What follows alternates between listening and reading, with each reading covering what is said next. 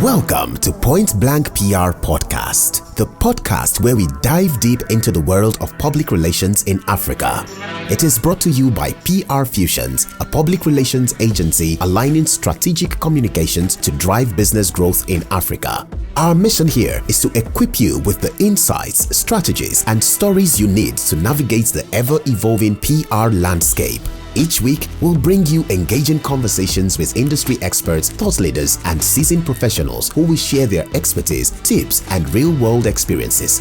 Whether you're a business executive, PR professional, a student looking to enter the field, or simply curious about the power of effective communication, this podcast is for you. So get ready to sharpen your PR skills, gain new perspectives, and stay ahead in the dynamic world of public relations. Join us on this exciting journey as we unlock the power of strategic communication one episode at a time. This is PointBlank PR Podcast, powered by PR Fusions. Let's dive in. Hi, you're welcome to the first exciting intellectual, conversational, and informational episode of PointBlank PR Podcast. My name is Blessing, and I am here with my girl, Satira. Hey, we are finally doing this. Like finally. Oh my God. When did we even start talking about this? It's been months. Yeah, but it's okay. We're here, and it's good to be doing this. Let me confess, we should have started this longer than this time, but let's just blame it on Satira. Yeah, Satira's fault. Yeah. We're going to talk about everything public relations and getting to educate our listeners about what is PR and why do you need PR for your organization and for you as an individual. Why do you need a PR professional? Yeah, so before we get too technical, what is public relations in your opinion, Satira? Public relations is basically how you relate with the public. What you say, where you go, who you associate with, how you communicate to people. That is public relations. So, and it's about your reputation. How do you manage your reputation in public, right? What would people say about you when they think of you? That is public relations. We are trying not to give the technical... Oh no, we're leaving that to our professors guests. And our guests.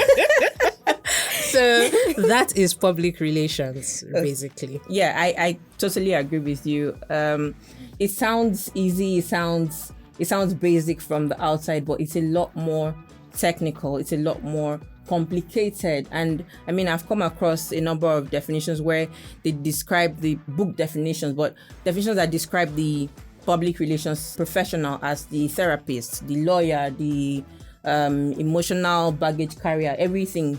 And it feels like that's what we do. And seeing people have good results from those things just give us joy and all of that stuff. But before we make this about us, right, let's bring in our guest. Our guest is the delectable. We like to call her Professor because, it makes us feel good about being associated with her. Yeah. Our guest is the delectable Adedoyin Jaiyesimi, who is the co-founder of the Comms Avenue. The Comms Avenue is a capacity building and networking platform for communication professionals across Africa and beyond. With the Comms Avenue, she has been able to currently impact over 1,000 communication professionals from across 20 African countries. She's the author of the book From Clueless to Success, a collection of 20 backstories from her journey as a communications professional. She is also a lecturer at the Chartered Institute of Public Relations in the UK. Can you beat that? Welcome, Adedoyin. It's so good to have you here. Thank you so much. Are you shocked at the hype? When people read my bio, I'm like, is it me they're really talking about? But yeah. It's you. Oh my goodness. It's so good to have you here. Thank you for joining us on today's conversation. Thank you for inviting me. Invitation. Yeah, we actually are very honored. Thank you. Okay, so I guess we'll just start with the definition of public relations. You are the professor here, so what is public relations? Wow. Okay. I know this is meant to be a relaxed podcast, so I will not go Please. too academic, right? But there are many definitions, and I will just use the one that we typically use in the CIPR program. And one of it is that public relations is a planned communication or relationship building activity with strategic or deliberate intent to connect with your public. And your public involves different stakeholders. So when people think about public relations, they think about just the media, but it's beyond that. You also have other stakeholders. You have internal stakeholders. You have the government as a stakeholder. So how do you engage with them? How do you create awareness? How do you disseminate information to all of those critical stakeholders, your consumer, the target audience that are not necessarily your consumer? And so that's in a nutshell is what public relations is all about. That's really interesting. And you said something, public relations is planned. That's what I have found interesting about our profession. A lot of people don't understand the planning aspects to public relations and feel it should just be done and anybody can do it, right? And that's why we're having this podcast, to give insight and educate people, especially Nigerians, Africans, about what we really do. People don't understand that the results you see from a lot of things take planning, take research, and understanding your target audience, your stakeholders, and all that. So it's very interesting you brought that up. Yeah, right? absolutely. Thank you, Adedoyin, for sharing that with us. I mean, I just hear you say it is intentional. I mean, a lot of people just think that, well, anybody can do public relations. And I want to throw that to you. I mean, you have the academic experience, you have the practical work experience. So do you think that anybody can actually do public relations? I think when you think about other professions, e.g. medicine, e.g. law, I studied law in university, there is a high barrier to entry. So you need to have studied for a number of years, you need to have gone to law school, you need to have done, so for example, as a lawyer, you need to do your internship or attachment, for example. But for public relations, you realize that the barrier to entry is quite low. And that's why sometimes it may look like everybody can do it.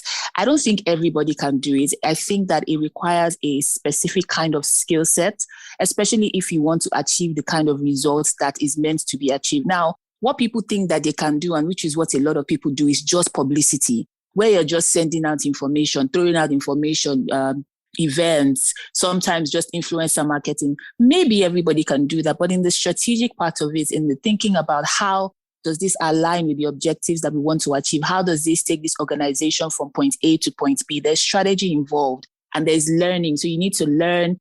You need experience as well, which not everybody, can do or has at the moment. That's very true. So, I mean, it's important to be educated to a very large extent, so that we don't have people just spoiling the good work that we're doing. I'm trying to be very modest here. We don't want to call anybody out. No, but you're right, because I was having a conversation with someone and I said there are principles to what we do. So a lot of times public relations, it looks like it's an art, just go with the flow, go with your head. But then there are actually principles and you actually have to apply the principles. So somebody is saying, oh, I want to do this thing. I want to call this media house. My question is why? What is the strategy? What is the plan? And they'll be like, oh, I need a strategy. I go, yes, you do need a strategy. Why are you calling this media platform? What do you want to achieve when you do this launch event? So there are principles that you actually have to follow. And then obviously you then use your intuition and, your experience to say, okay, maybe we can try this. Maybe we can experiment with this. But if you don't even know the principles, you're not going to succeed in it. Mm-hmm. That is so true.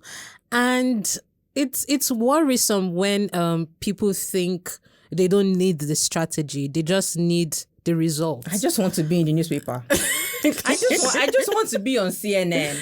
I just put me on BBC. I mean, see what I'm doing. Put me on BBC. They don't understand that to be on BBC or the first tier platforms, there are things you have to do. These people do their research, and your story or your brand need to fit the story they are trying to tell to their audience. And if you don't fit that, you need to walk that path to getting them interested in your brand.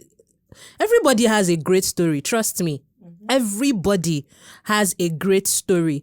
But is it great enough for the people that matter? That's the other question. I think a lot of people get offended when they now meet PR people and we tell you, yes, you have a good story. To you, yes, it's good, but it's not good enough. So how do we make it good enough? And now you now get I thought I was doing this person called me. And I think this is what brings the myth and facts about public relations. Because a lot of people have this misconception to what public relations is, right? So, Adedoyin, what would you say are the myths you've heard around public relations, and what is facts around them? What are the facts around them, really? So in answering this question, I mean, it's just to look at the history of public relations and how it developed over the years. So you started with advertising, and you had a situation where back in the day, there was just a one-way type of communication where you advertised the soap, they watch it on TV, go to the store and buy it. And that was what was in vogue. And then you had the advancement of technology that then brought about consumers also then bringing their voices. And then disciplines in stakeholder management began to arise. People then began to use their voices. And then public relations started, gaining traction. And people started saying, okay, I have to manage my publics, I have to manage my audience. However, public relations then started to look like, if you've heard the word spin doctor, to make this organization look fluffy, look great, So a lot of people still have that perception. Sometimes they come to your social media page and see that, you're at one event. I want to be like you. You're always flying around and going for events. Please, that's really like a subsection of the work I'm doing. You don't even know the tears I might finish crying before I even post that picture that you're seeing. But that's what people saying. They see the glitz, they see the glamour. And then, we've had a lot of shows that put public relations specialists that's doing really glamorous things. There are glamorous sides to it. However, there's actually real work. You have to think about this organization, this brand, this event. What is the story? So beyond the event, so somebody says, okay, I'm doing this event. I want to be on these platforms. After those platforms are featured, what next? I always ask people, so what next? Okay, you come, you create the buzz.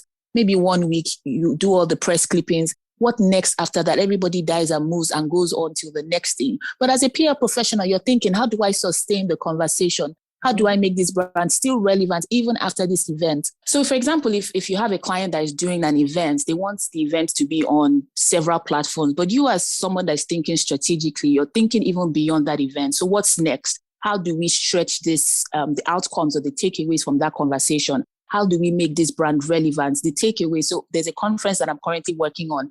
I told the organizers, this topic, it's very, very topical. How can we plug you into other things so that you're becoming like a go-to reference point for this topic and this theme, because you're bringing together thought leaders from across the world. That is how public relations people think. And that's what it truly is. So it's not about spinning. And if somebody comes, they've committed a crime. I think this is the word that usually off me. The person has done something bad.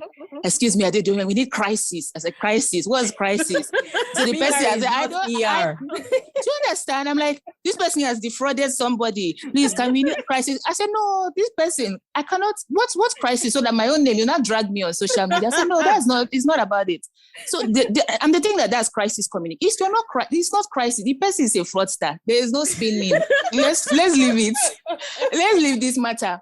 So there's that thing. Somebody or an organization is in trouble and they're running to you and say, oh, we need help, and they're panicking. I'm like, no, guys, yes, there is a part of PR that involves crisis management, but it's not when things are utterly bad, when this organization is clearly wrong, and then you're now coming to a PR professionals to come and to do magic, because they're always expecting magic. Yeah. Or they want a story to disappear online. I don't know if you've gotten requests like that. Oh, yes, we don't want it. I'm like, what's my own? So those are really some of the myths. But the truth about it, I really believe in the power of public relations in terms of how it enables you to shape a narrative, how it helps you to build the story. When you were talking about the story, if you build a good story, you're able to get a story that resonates with your audience, and then you promote it on multiple platforms. You give an organization an authentic voice that really stands the test of time, because you're thinking beyond the now. You're thinking about what's ahead and how this brand can remain timeless. So that's what I would say to that question. And that makes a lot of sense. Thank you for saying that, because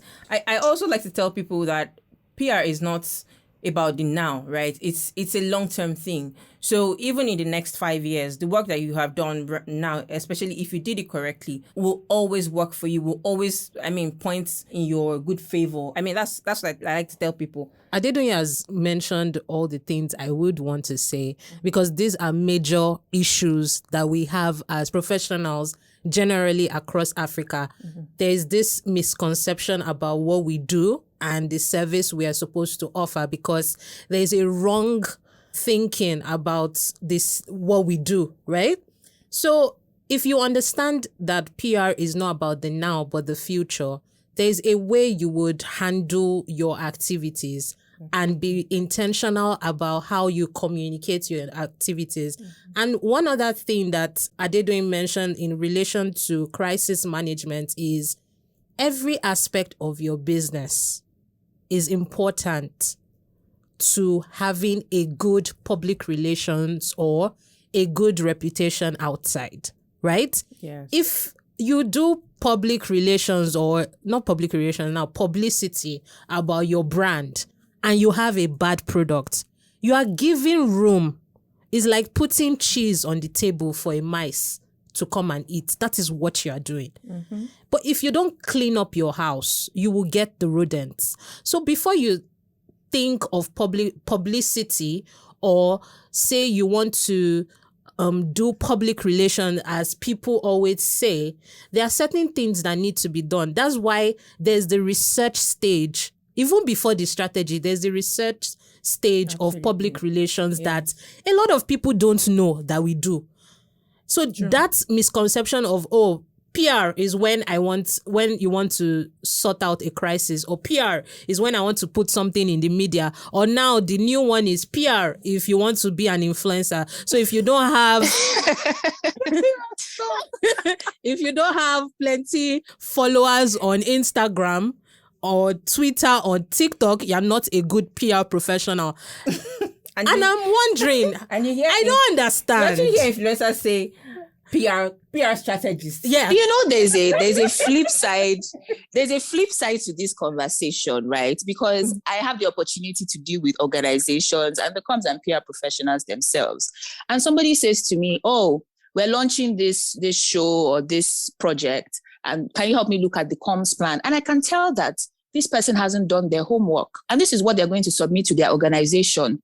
So you say that this project, this initiative that your company wants to do, the aim is for behavior change. You want to achieve X, Y, Z. But in your comms plan, I do not even see any element. You're saying, okay, you're going to feature ads here. You're going to do this here. You're going to do press conference. How is this going to lead to the behavior change that your organization wants to achieve? So what's going to happen now? That PR professional, she's going to submit that comms plan. They will give her the budget. They will execute. And then the objective of the behavior change is not going to be achieved. So that is also a problem, where the professionals themselves, you must know your work. You must know the business. You must know the objective. If behavior change, they want to achieve behavior change in women, in young people, in men, your comms plan must target these people. How do we reach out to this target audience? How do we measure this behavior change? What is the behavior now? What is the percentage? How do we get them to adopt? How do we get them to move? If I cannot see those things in your comms plan, is dead on arrival. So that's why sometimes I don't blame some organizations because, people think, okay, let's do a launch event, let's go on social media. By the time you ask them, okay, what's the results? You say, okay, we were mentioned in the press. Okay, we did this in okay. And then what's next? And they get dumbfounded. So there's a two-way street to this conversation that we're having as well. I don't want to get into this. Okay. But really, let's get to that. Is why we're having this podcast. To be honest, that is why we're having this podcast. See, Tafacha, don't push me. Let me know. Let me know. We don't want to shake tables. Yes, so that they can still remember that, these people, at least they know their work, and then let's yeah, actually, so I was going to say, while you and Adedoyin were talking about myths, one myth I hear is, okay, so if I spend 500,000 naira, for instance, on public relations, how many sales am I going to get? I'm like, you guys, come on. Public relations is not supposed to get you sales. If you want to get sales, go and meet a sales manager, go and hire a sales team. Public relations is here for the awareness. Abi, is it just me that thinks so? My dear, Adedoyin is the lecturer. Let's come back to so. While, yes, I agree with you, public relations, the goal is not for sales. And, it gets interesting when you think about the structures within organizations where, for example, you have PR comms mixed with sales and marketing. It's good to really differentiate what are the outcomes of these functions and these roles. However, let's think about it from an organization's point of view. I have put 500,000 naira down. What is the return on this investment? Now, what it is for us as PR professionals is to be able to define what this return on investment is. While it could not have brought direct sales, there is a way that PR and communications would have contributed to that sale. But if we are not monitoring and if we are not tracking, there is no way that we will know. So, for example, they've put 500,000 naira. Let's say you run Facebook ads, for example. And you're able to track, okay, from these Facebook ads, we got maybe 200, 300 potential clients, get the numbers, get their names, which we passed on to sales. Now, I will be tracking with the salespeople. How many of the 200 people that we got off Facebook have you spoken to? How many people have become clients? How many have become repeat clients?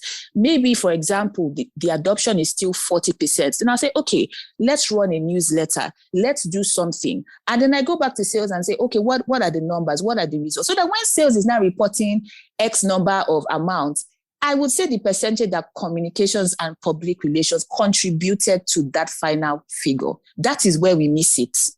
Yeah.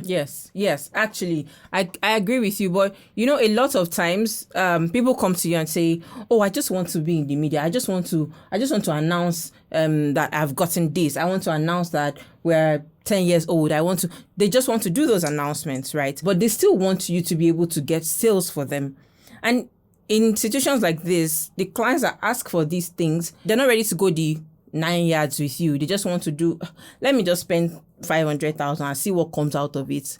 And then I was not able to make any sales. I was not able to get this. And there's even a chance that you've drawn up a proper plan, an end-to-end strategy, and said, this is what you need to do. This is how we need to work. And then they come back to you and say, oh, sorry, we can't do this. We can't do that. Let's just work with this. This is our budget. And of course, we always want to work within the client's budget so that, we can even showcase what's possible. But they come back to you and say, well, we were not able to make sales, so we cannot continue and all of that stuff. Do you understand what I'm saying, Adedoyin? I do get you. But again, so this scenario for me is bringing to mind, what are we promising our clients? I wouldn't work with anybody that is expecting me to deliver sales. I stated categorically at the beginning. There was a time, for example, during the lockdown, was slightly after the pandemic, before the peak of it. Someone reached out, they had a virtual conference, 3 weeks to the time, and then maybe they wanted about 10,000 online. I saw the number of people, their targets. I saw the content of, I said, see, let me tell you something. Don't disturb yourself. And you have to be very honest with people. I said, see, there's no magic that is you're going to do, first of all, because the content was not interesting. It's not like entertainment that you can say, oh, okay, we can get people. There was nothing exciting about it. Nothing, the speakers, no crowd puller in the speakers. And then you want to get, and this was the time where people were having, remember during the lockdown, everybody was on Zoom. So we're coming out of that Zoom and virtual meeting fatigue. So people, it had to be really, really compelling for you to get people. I'm like, no, that don't bother. I don't think they ran that event, but they didn't get in touch with me because I told the guy, frankly, I'm not a magician. And that's what we need to let people understand. Right. So if it were me, I will not take that brief. I will tell the person, maybe perhaps you want to engage a digital marketer who will run you digital ads that you can then have direct conversions. Maybe it's not public relations that you need. Then after you get the sales and you're fine with the sales, then come back and we will do public relations. That's what I would say to such a client.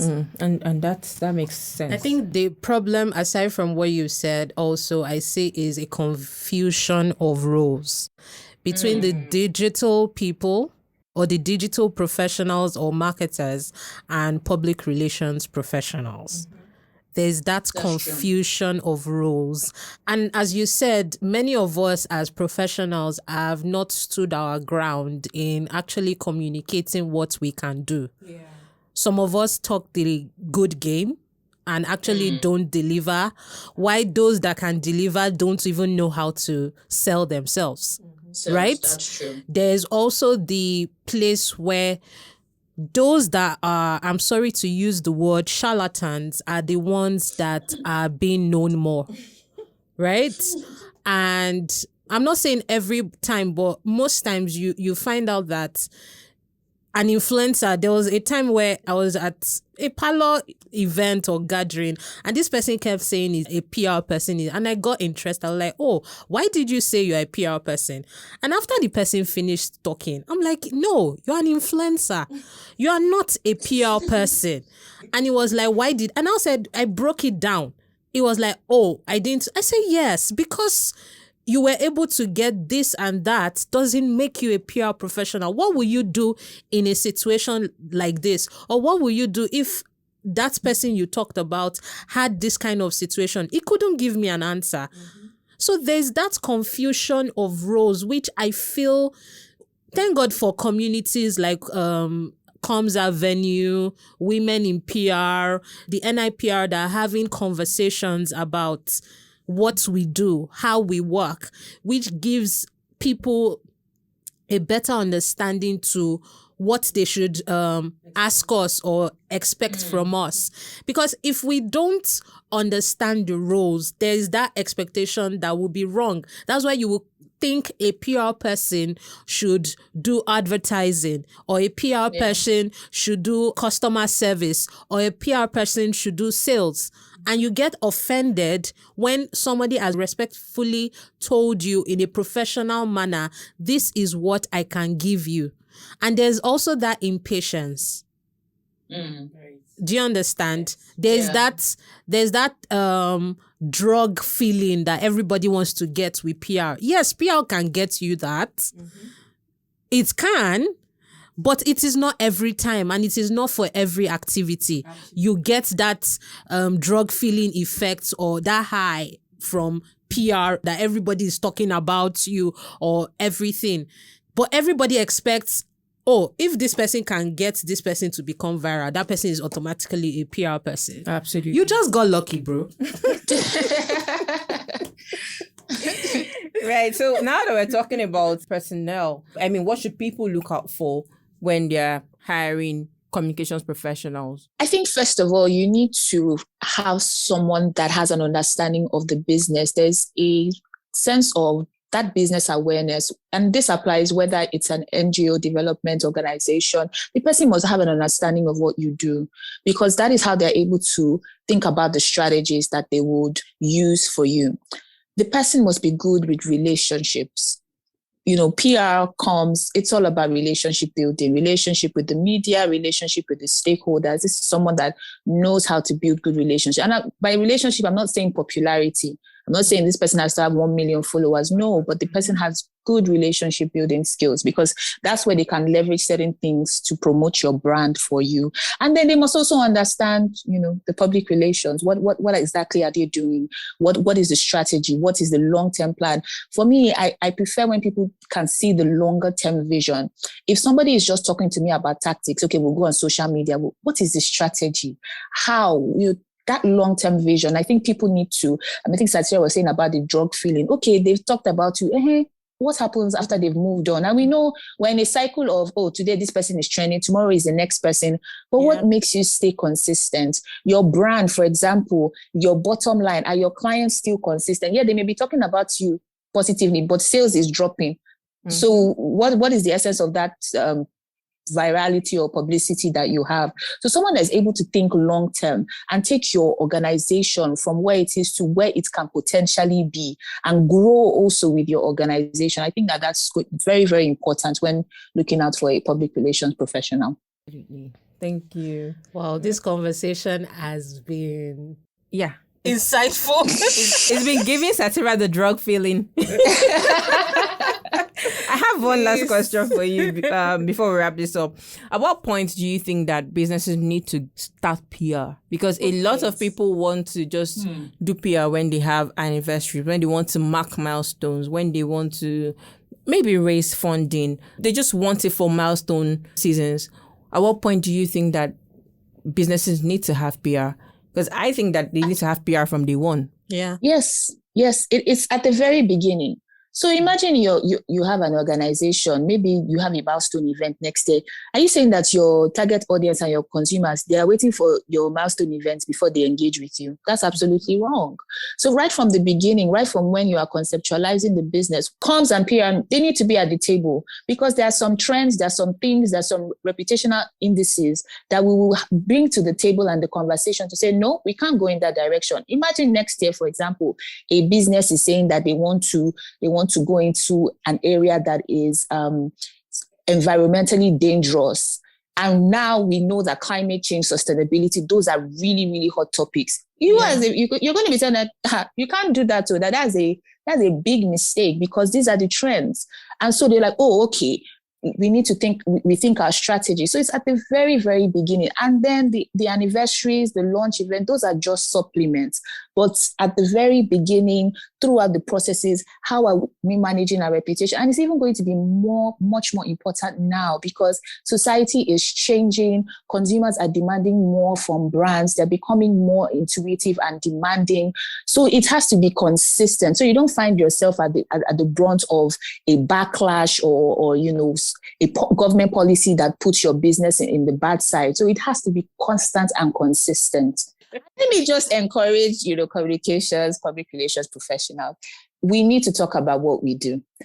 When we're talking about this miscommunication between roles or the wrong perception. If you go to a generalist doctor and you need something that has to do with a specialist area, what do? They refer you. Do you agree with the doctor? You say, doctor, no, it must be you that will do my tummy. It must be you. They refer you to a gastro. They refer you to the person that a cardiologist or the pediatrician.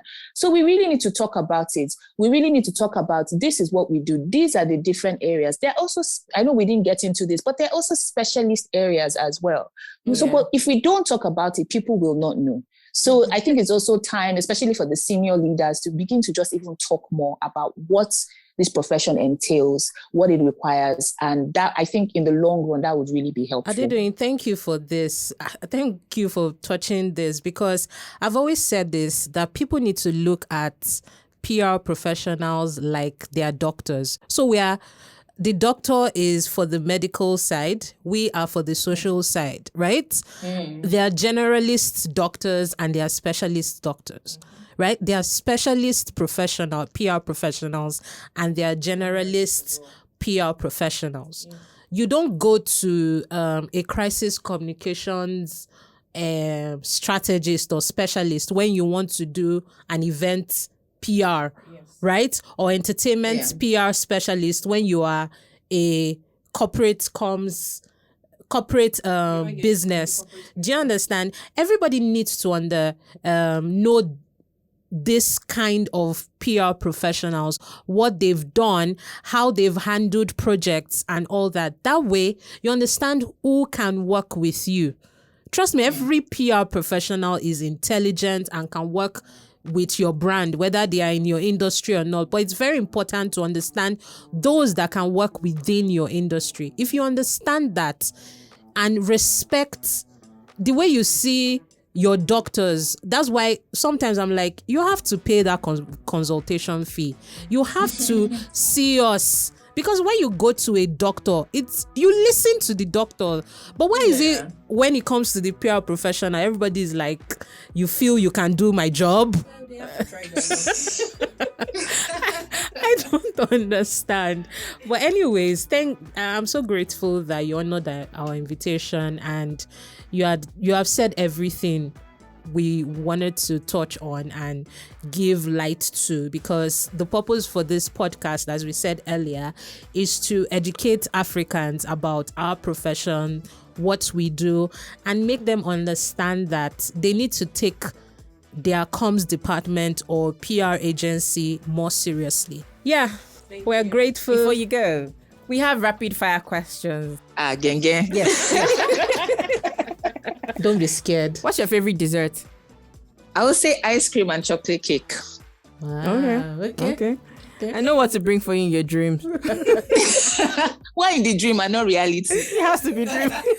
This is virtual world these days. What were you afraid of as a child? What was I afraid of? You know these spooky things, whether it's Ayamatanga or Juju Calabar or all those very creepy things. Oh my God. You would definitely not have been a fan of Halloween. No, please. I don't like stuff like that. Okay. Last question. Who is your celebrity crush? Tell me. Don't worry, you can confide in us. I actually don't have a celebrity crush. I stopped maybe 5 years ago. Wow. Right. So who was the person 5 years The ago? last person was Idris Elba, but recently I just see the guy. He's a normal man. He's a normal man, but yeah, so I don't really exactly. He's not Jesus. Yeah. You understand? We are playing.